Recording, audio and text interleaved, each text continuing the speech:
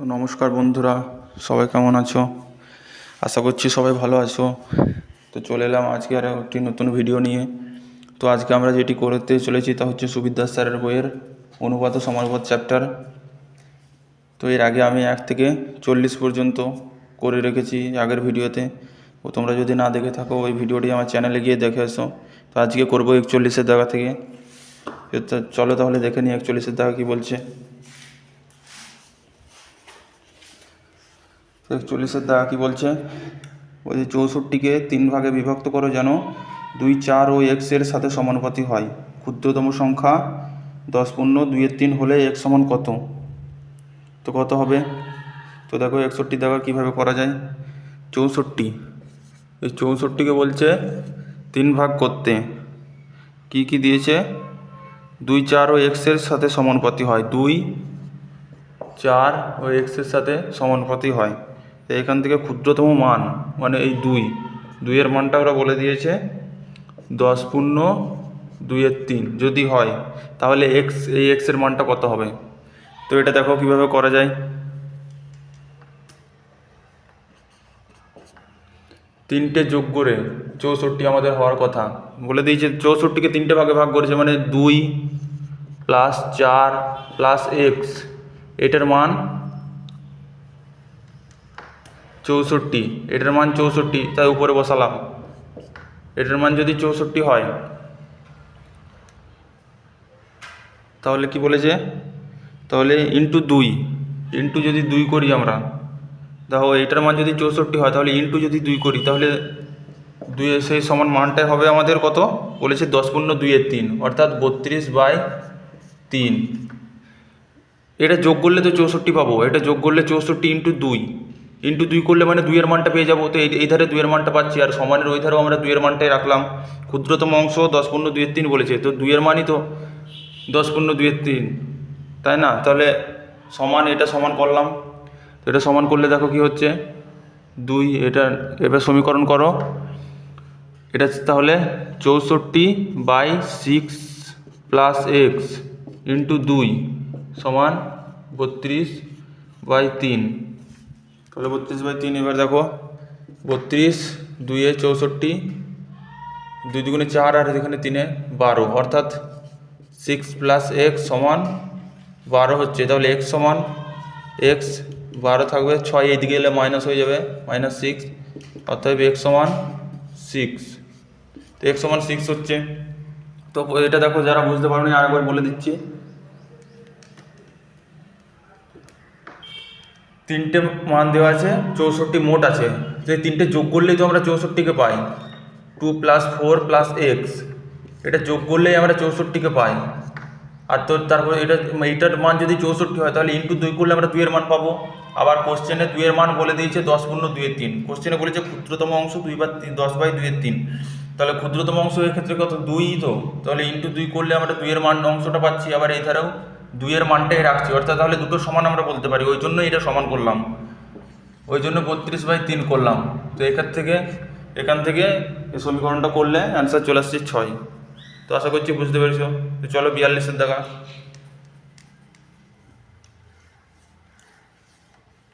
তো 42-এর দাগা কী বলছে? কিছু গরু ও পায়রার মধ্যে পায়ের সংখ্যা মাথার সংখ্যার দ্বিগুণের থেকে 12 বেশি। গরুর সংখ্যা কত? কিছু গরু ও পায়রার মধ্যে পায়ের সংখ্যা তাদের মাথার সংখ্যার দ্বিগুণের থেকে 12 বেশি, তাহলে গরুর সংখ্যাটা কত? তো এই যে গরু আর পায়রা, ঠিক আছে, গরু আর পায়রা, ধরি গরুর সংখ্যা x, ঠিক আছে, ধরি গরু xটি আছে ধরলাম, এবং পায়রা আছে yটি, ঠিক আছে, ধরে নিলাম গরু আছে xটি এবং পায়রা আছে yটি। তো এরপর দেখো xটি যদি গরু থাকে তাহলে গরুর পায়ের সংখ্যা কত হবে? xটি গরু আছে তো গরুর পায়ের সংখ্যা কত হবে? একটি গরুর 4টি পা থাকে, তাহলে xটি গরুর x × 4 পা হবে, অর্থাৎ 4x পা হবে। একটি পায়রার কয়টি পা? একটি পায়রার 2টি পা, তাহলে yটি পায়রার y × 2 মানে 2yটি পা হবে, তাই তো? এটা পা তাদের। এবার বলেছে তাদের পায়ের সংখ্যা মাথার সংখ্যা দ্বিগুণের থেকে 12 বেশি। তো মাথার সংখ্যা কত আগে দেখে নিই। মাথার সংখ্যা দেখো, এক্সটি যদি গরু থাকে তো মাথাও তো এক্সটি থাকবে না, কারণ একটি গরুর একটিই তো মাথা হয় না, মাথার সংখ্যা তো বেশি হয় না। পায়ের সংখ্যা আমরা 2 4টে করে পাচ্ছি, ঠিক আছে, কিন্তু মাথার সংখ্যা তো সবার একটাই হয়। তো এক্সটি যদি গরু থাকে তো এক্সটি গরুর মাথার সংখ্যা এক্সই হবে। আর এক্সটি পায়রার মাথার সংখ্যা কত হবে? এক্সটি পায়রার মাথার সংখ্যা সেই সেম ওয়াইটি পায়রার মাথার সংখ্যা ওয়াই হবে। তাহলে এক্স প্লাস ওয়াই হচ্ছে এদের মাথার সংখ্যা। এরপর কোশ্চেনে দেখো বলেছিল তাদের পায়ের সংখ্যা মাথার সংখ্যার দ্বিগুণের থেকে 12 বেশি, অর্থাৎ পায়ের যে সংখ্যাটা আছে এটা মাথার সংখ্যার দ্বিগুণ, মাথার সংখ্যাকে দ্বিগুণ করলে তবুও 12 বেশি থাকছে, ঠিক আছে, মানে এদের বিয়োগফলটা তবুও 12 থাকছে, একটার থেকে আর একটা 12 বেশি। তাদের পায়ের সংখ্যা মাথার সংখ্যার দ্বিগুণের থেকে 12 বেশি, মাথার সংখ্যা দ্বিগুণ করলাম তবু 12 বেশি, মানে বিয়োগ করলে সমান এটা 12 পাওয়া যাচ্ছে, এটাই বলতে চেয়েছে কোশ্চেনে। তো এখান থেকে সমীকরণ করো, দেখো এটা তো 4x প্লাস 2y থাকছে মাইনাস এটা 2x প্লাস এটা প্লাস হবে না, প্লাসে মাইনাসে মাইনাস হয়ে যাবে, মাইনাস 2y সমান 12। তো দেখো এখানে প্লাস 2y, এখানে মাইনাস 2y কেটে গেল, 4x মাইনাস 2x, 4x থেকে মাইনাস 2x হচ্ছে মানে 2x থাকছে, 2x সমান 12। তো 2x সমান 12 যদি হয় তাহলে 2 6 12, অতএব x সমান 6 হয়ে যাচ্ছে। তো এই কোশ্চেনের আনসার এক্স মানে দেখো আমরা গরুর সংখ্যা ধরেছিলাম, গরুর সংখ্যাটা এক্স ধরেছিলাম, তো এক্সের মানই বেরিয়ে গেল, যেটা জানতে চেয়েছে সেটাই বেরিয়ে গেল, তাহলে অ্যান্সার হয়ে যাচ্ছে 6, অর্থাৎ 42-এর দেখার আনসার 6, 42-এর দেখার আনসার 6। চলো 43-এর দেখা দেখি।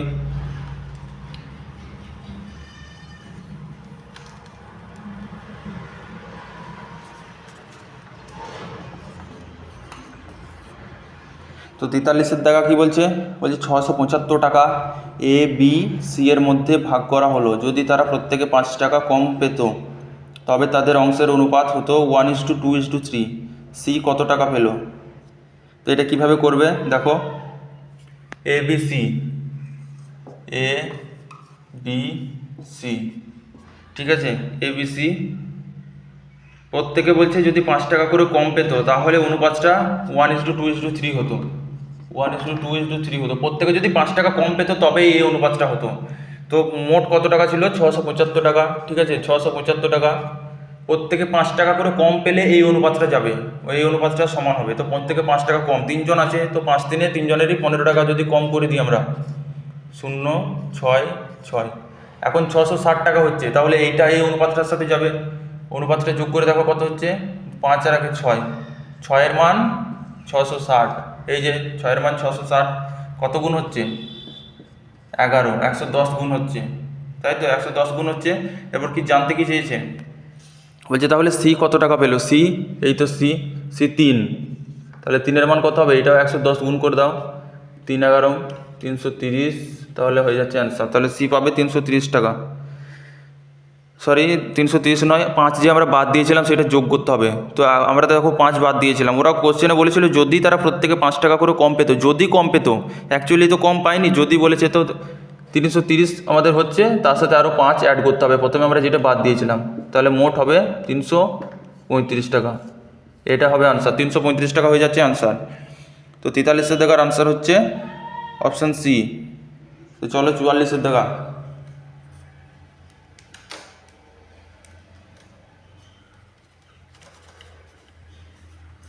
44-এর দেখা কি বলছে? 44-এর দেখা কোশ্চেন বলছে 34,000 টাকা 2 জন পুরুষ 3 জন মহিলা ও 5 জন বালকের মধ্যে এমনভাবে ভাগ করা হলো যাতে একজন পুরুষ, একজন মহিলা, একজন বালকের প্রাপ্ত অর্থের অনুপাত এত হয়, একজন পুরুষ কত টাকা পেল? তো দেখো এটা 2 জন পুরুষ বলেছে, 2 জন পুরুষ 3 জন মহিলা, 2 জন পুরুষ 3 জন মহিলা আর 5 জন বালক, 5 জন বালক বলেছে, মোট আছে 34,000 টাকার হিসাব আছে, ঠিক আছে, এটা লিখে রাখলাম পাশে, মোট 34,000 টাকা বলেছে। তাদের অনুপাতটা বলে দিয়েছে, একজন পুরুষ, একজন মহিলা, একজন বালকের অনুপাতটা বলে দিয়েছে 3:2:1, এটা বলেছে। বলেছে একজন পুরুষ কত টাকা পাবে, এইটা বার করতে হবে, তো একজন পুরুষ কত টাকা পাবে। এরপর দেখো একজনের অনুপাতগুলো দেওয়া আছে 3:2:1। তো একজন পুরুষ 3 অনুপাত পায়, তাহলে দুজন পুরুষ কত পাবে? 2 × 3 গুণ করে দাও, নর্মালি 2 × 3 = 6, এক্ষেত্রেও গুণ করে দাও। একজন মহিলা পায় 2 ইউনিট, তাহলে 3 জন মহিলা পাবে 3 × 2 = 6, এক্ষেত্রেও 6, আর এখানেও গুণ করে দাও, তাহলে 5 × 1 = 5। তাহলে দুজন পুরুষ পায় মোট 6, 3 জন মহিলা পায় 6 এবং 5 জন বালক পায় 5। মোট যোগ করলে কত হয়? মোট যোগ করলে হয় 6 × 6 = 12 আর 5 = 17। তো 17-র মানই হয়ে যাচ্ছে 34,000। ঠিক আছে, 17-র মান যদি 34,000 টাকা হয়, তারপরে কি বলেছে একজন পুরুষ কত টাকা পাবে? তো একজন পুরুষ কত টাকা পায়? একজন পুরুষ কিন্তু 3 ইউনিট পায়, এইটা করে দিও না, 6 কিন্তু হবে না, 6 দুজন পুরুষ পায়, আমরা মোট লিখলাম, এগুলো নিচেরগুলো মোট লিখেছি, কিন্তু একজন পুরুষ পায় 3, একজন মহিলা পায় 2 এবং একজন বালক পায় 1। তাই একজনের হিসাব আমাদের চেয়েছে কোশ্চেনে, তো একজন পুরুষ 3, মানে 3 অনুপাত কত সেটা বার করব। তো 17 34,000 হয়ে গেছে, মানে 2000 গুণ হচ্ছে, 17 2 × 34 মানে 2000 গুণ হচ্ছে অ্যাকচুয়ালি। তো এটাও 2000 গুণ করে দাও, এটাও 2000 গুণ করে দিলে 3 × 2 = 6000, তাও 6000 টাকা অ্যান্সার হয়ে যাচ্ছে, অর্থাৎ অপশান এ হয়ে যাচ্ছে 44-এর অ্যান্সার। তো চলো 45।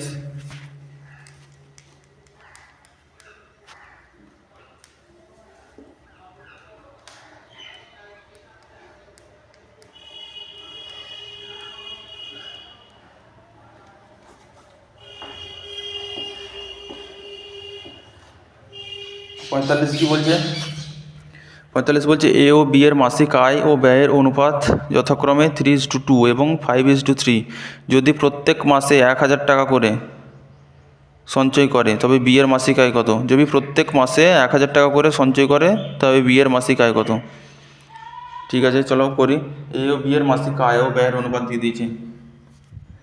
এ আর বি মাসিক আয় ও ব্যয়ের অনুপাত,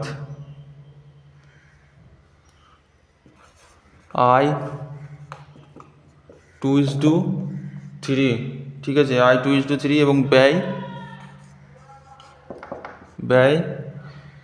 কত বলেছে? 5:3।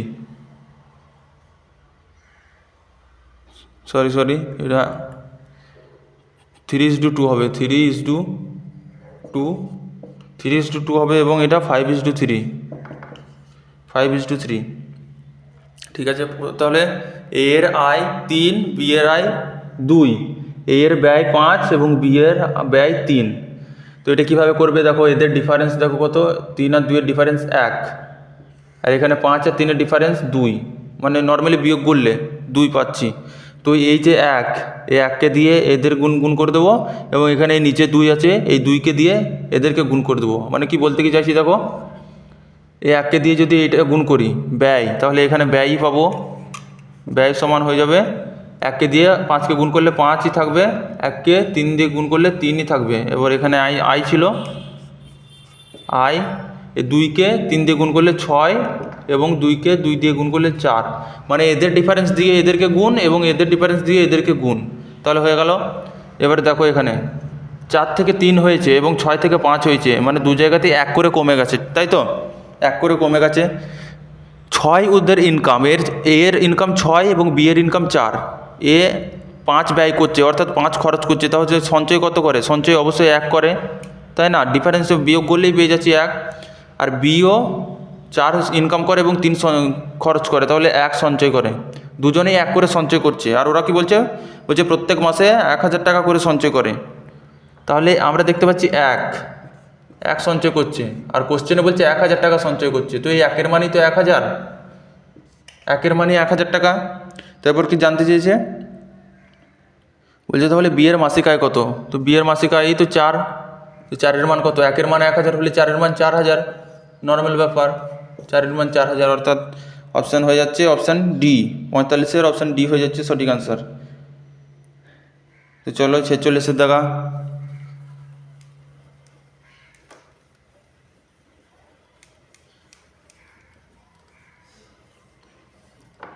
তো 46 কি বলছে?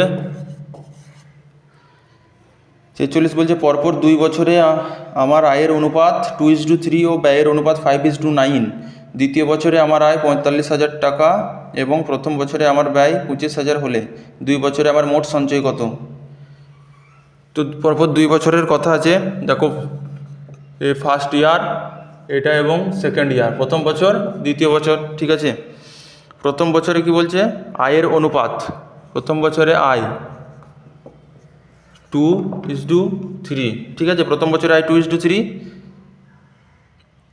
পরপর 2 বছরে, ফার্স্ট বছরে হ্যাঁ প্রথম বছরে আয় 2 এবং দ্বিতীয় বছরে আয় 3, এবং প্রথম বছরে ব্যয়ের অনুপাতটা, প্রথম বছরে ব্যয় হচ্ছে 5 আর দ্বিতীয় বছরে ব্যয় হচ্ছে 9, 5:9 বলে দিয়েছে। তা প্রথম বছরে ব্যয় 5 এবং দ্বিতীয় বছরে ব্যয় 9। তো এরপর দেখো কি বলছে, দ্বিতীয় বছরে আয়টা 45,000, দ্বিতীয় বছরে আয়, এই তো আয় দ্বিতীয় বছরে আয়টা 45, আমরা দেখতে পাচ্ছি দ্বিতীয় বছরে আয় 3, ওরা কোশ্চেনে বলছে 45,000, ঠিক আছে, মানে 3-এর মান 45,000 বলছে। তো এটা কত গুণ হচ্ছে, এটা 15,000 গুণ হচ্ছে, দেখো 3, 15, 45 মানে 15,000 গুণ হচ্ছে। তো এই 2-এর মান কত হবে, 2-এর মান একেও 15 দিয়ে গুণ করো, 15,000 দিয়ে, একেও 15,000 দিয়ে গুণ করলে 15,000 2-এ 30,000, তাহলে মোট 30,000 টাকা হয়ে যাচ্ছে এখানে। আর এর আয় হচ্ছে মোট 45,000, তাই তো। দুজনের মোট আয় তাহলে কত হবে, দুজনের মোট আয় হচ্ছে তবে 30 আর 45, 75,000 মোট আয় হয়ে যাচ্ছে। এরপর দেখো ব্যয়ের ব্যাপারটা কি বলছে, ব্যয়ের ব্যাপারটা বলছে প্রথম বছরে আমার ব্যয় 25,000 টাকা। প্রথম বছরে দেখো ব্যয়টা কত, ফার্স্ট বছর প্রথম বছরে ব্যয় 5, তো এই 5-এর মান যদি 25,000 হয়, তাই না, 5-এর মান যদি 25,000 হয় তাহলে 9-এর মান কত হবে, এটা দেখো 5,000 গুণ হয়েছে, 5,000 গুণ হয়েছে তবে 25,000, 5 5 25 মানে 5,000 গুণ, তাহলে 9-এর মান এটাও 5,000 গুণ করে দাও, এটা 5,000 গুণ হলে 9 5-এ 45,000, তাহলে 45,000 আর 25,000 এটা ব্যয়, এই দুটো ব্যয়, এখন যেটা পেলাম এই দুটো ব্যয়, এ 25,000 ব্যয় করে এবং এ 45,000 ব্যয় করে, দুটো যোগ করলে হয়ে যাচ্ছে 70,000 ব্যয় করছে। দুজন ইনকাম করছে 75,000 এবং দুজন ব্যয় করছে 70,000, মানে খরচ করছে 70,000। তো ইনকাম থেকে যদি আমরা খরচটা বাদ দিয়ে দিই তবেই তো আমরা সঞ্চয় পেয়ে যাবো, তাই না। আর আমাদের জানতে চেয়েছে সঞ্চয়টাই জানতে চেয়েছে। তো 2 বছরে মোট সঞ্চয় কত, তো এই 75,000 থেকে 70,000 যদি বাদ দিয়ে দিই তাহলে বাকি থাকছে কত, 5,000, তো এই 5,000টাই হয়ে যাচ্ছে 2 বছরের মোট সঞ্চয়। তো এই কোশ্চেনের আনসার হয়ে যাচ্ছে 5,000। তো এটা হচ্ছে অপশান ডি, 5,000 আছে অপশান ডি, 46-এর আনসার অপশান ডি হয়ে যাচ্ছে সঠিক আনসার। চলো 47,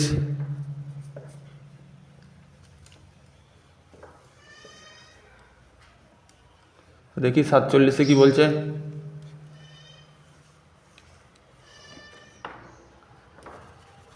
এই কোশ্চেনগুলো খুবই ছোট বন্ধুরা, আমি তোমাদেরকে ভালোভাবে বোঝানোর চেষ্টা করছি, ওই জন্য দেখে মনে হচ্ছে এত বড়, কিন্তু এটা তোমরা যখন করবে, শিখে যাবে, যখন করবে তখন 2 লাইনে আনসার চলে আসবে। তো চলো 47-এ দেওয়া কী বলছে দেখি।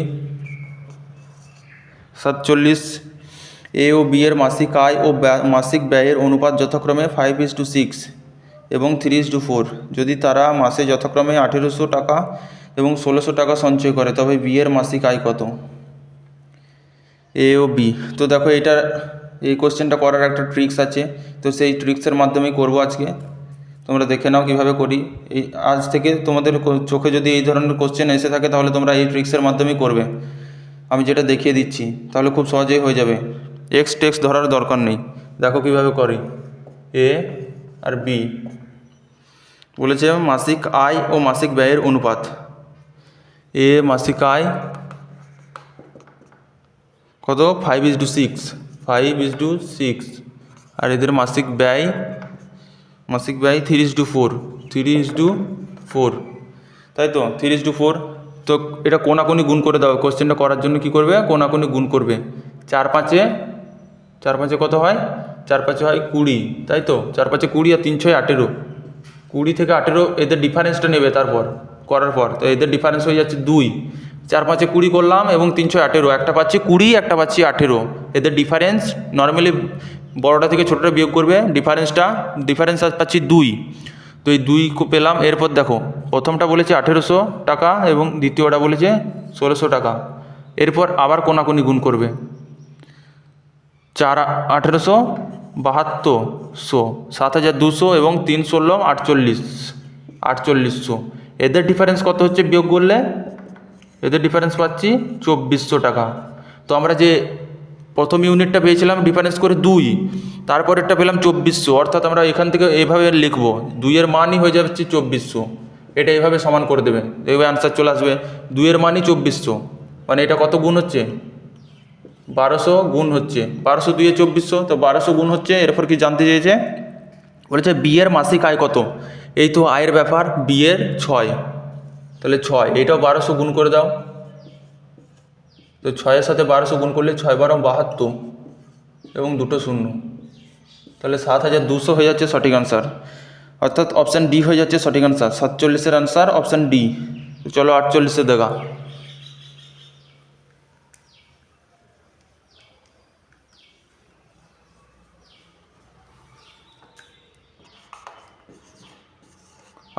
কি বলছে, 3টি ক্লাসের ছাত্র সংখ্যা অনুপাত 2:3:5, যদি প্রতি ক্লাসে 20 জন ছাত্র বৃদ্ধি পায় তবে নতুন ছাত্র সংখ্যার অনুপাত হয় 4:5:7, তো প্রাথমিক মোট ছাত্র সংখ্যা কত ছিল।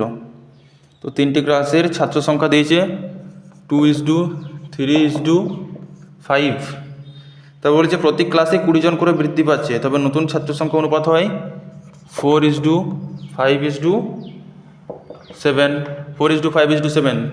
প্রতিটা ক্লাসেই 20 জন করে বৃদ্ধি পাচ্ছে, এখানেও 20 বেড়েছে, এখানেও 20 জন বেড়েছে এবং এখানেও 20 জন বেড়েছে, মোট হয়েছে এই অনুপাতটা হয়েছে 4:5:7। তো আমরা দেখতে পাচ্ছি ইউনিট হিসাবে কত বেড়েছে, এখানে 2 থেকে 4 হয়েছে মানে 2 বেড়েছে, এখান থেকে 3 থেকে 5 হয়েছে মানে 2 বেড়েছে, এখানে 5 থেকে 7 হয়েছে মানে 2 বেড়েছে, অর্থাৎ সব জায়গাতেই ডিফারেন্সটা সমান আছে, তো 2, তাই আমাদের আর বেশি কিছু করতে হচ্ছে না। তো নর্মালি লিখব 2, আমরা দেখছি 2 বাড়ছে, আবার প্রশ্নে বলে দিয়েছে 20 জন বাড়ছে, অর্থাৎ এই ইউনিট হিসাবে আমরা 2 পাচ্ছি, প্রশ্নে পাচ্ছি 20 জন, অরিজিনাল ভ্যালু পাচ্ছি 20 জন, অর্থাৎ 2-এর মানই আমরা 20 জনের সমান। তো 2-এর মান যদি 20 সমান হয়, ঠিক আছে, কত দিয়ে গুণ হচ্ছে 10 দিয়ে গুণ, 10 2 20, তো 2-এর মান যদি 20 হয়, এরপর কি বলেছে, তবে প্রাথমিক মোট ছাত্র সংখ্যা কত ছিল। প্রাথমিক মোট ছাত্র সংখ্যা এইটা ছিল, তো 3 আর 2 5 আর 5 10, তো 10-এর মান কত হবে, 2-এর মান 20 হয়েছে, 10 গুণ হয়েছে, তো 10-এর মানও বার করতে আমরা 10 গুণ করে দেবো, অর্থাৎ 10 10-এ তাহলে 100, তাহলে 100 জন হয়ে যাচ্ছে রাইট অ্যান্সার। তো প্রাথমিক ছিল 100 জন ছিল, তাহলে প্রাথমিক ছাত্র সংখ্যা ছিল 100, অর্থাৎ অপশান সি হয়ে যাচ্ছে সঠিক আনসার। 48-এর আনসার অপশান সি। চলো 49।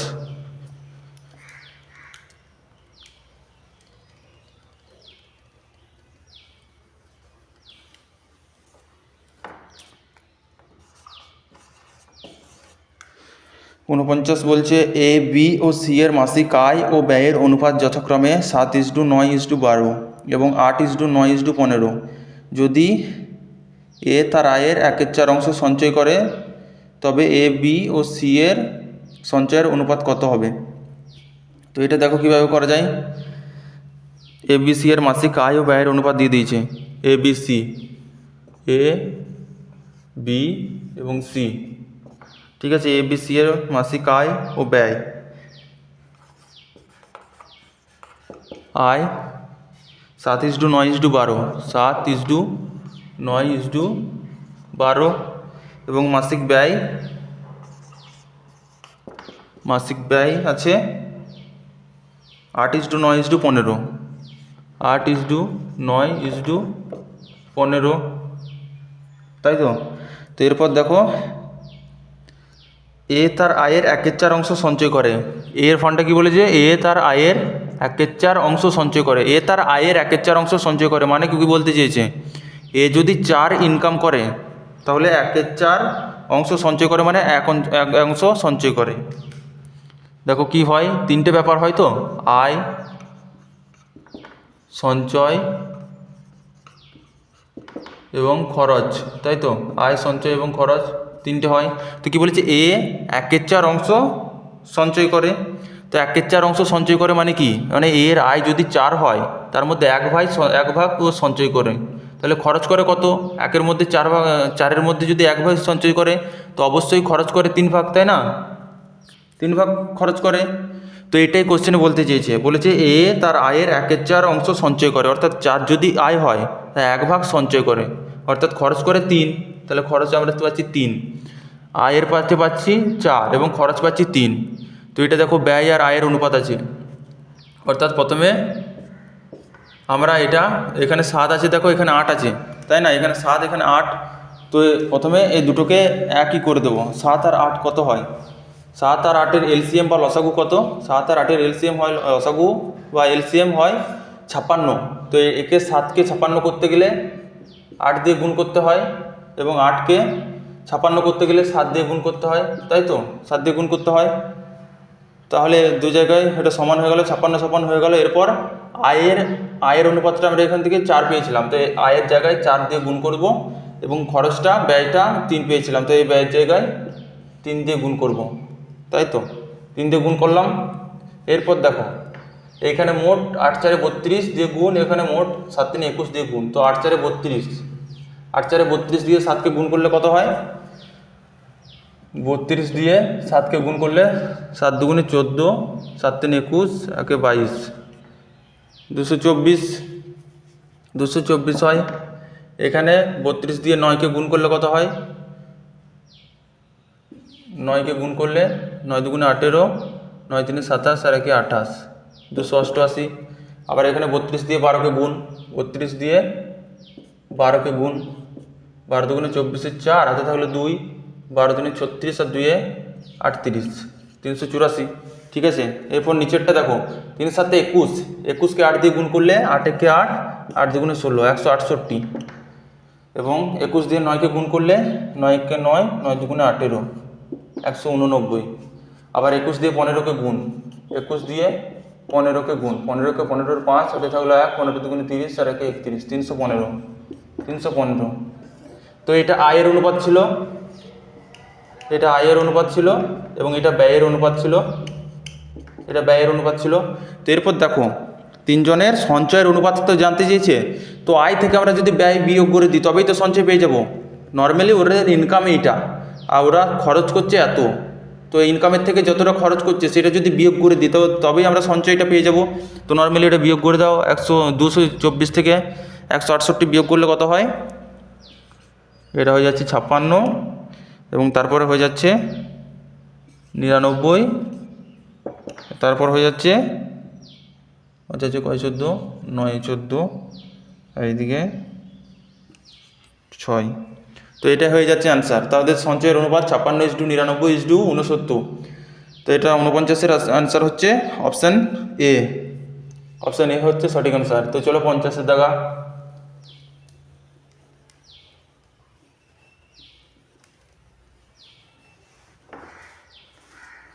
তো 50 কি বলছে?